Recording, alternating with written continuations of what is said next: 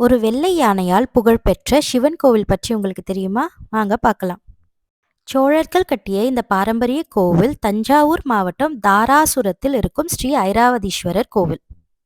900 ஆண்டு பழமையான இந்த கோவிலை கட்டியது இரண்டாம் ராஜராஜ சோழன். இந்த கோவிலுக்கு ஐராவதீஸ்வரர் என்ற பெயர் வந்ததுக்கு ஒரு அழகான கதை இருக்கு. அது நம்ம நெக்ஸ்ட் வீடியோல பார்ப்போம். இந்த கோவில் தஞ்சை பெரிய கோவில், கங்கை கொண்ட சோழபுரம் கோவிலுடன் சேர்த்து கிரேட் லிவிங் சோழா டெம்பிள்ஸ் என்ற பெயரில் யுனெஸ்கோ உலக பாரம்பரிய பட்டியலில் இடம்பெற்றுள்ளது. இந்த கோவிலின் பெரிய சிறப்பு, கோவிலின் முன்பகுதி ஒரு பெரிய கல் தேர் மாதிரி வடிவமைக்கப்பட்டிருக்கும். குதிரைகள் அந்த தேரை இழுத்து செல்வது போல கல்லிலே செதுக்கப்பட்டிருப்பதை பார்த்தால் சோழர்களின் கலைத்திறமைக்கு நாமே வியந்து போய்விடுவோம்.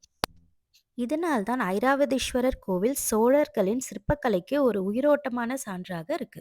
ஒரு காலத்தில் இந்த கோவிலின் சில படிக்கட்டுகளை மெதுவாக தட்டினால் ஒவ்வொரு படிக்கட்டிலிருந்தும் வெவ்வேறு இசை ஒலி வந்ததாக கூறப்படுது.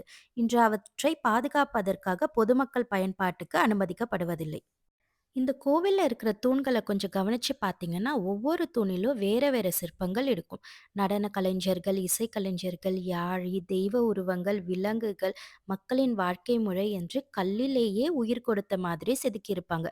900 ஆண்டுகளுக்கு முன்பு எந்த நவீன கருவிகளும் இல்லாம இவ்வளவு அழகமான, நுணுக்கமான வேலைப்பாடுகளை செய்திருப்பது இன்று வரை நம்மை ஆச்சரியப்பட வைக்கிறது.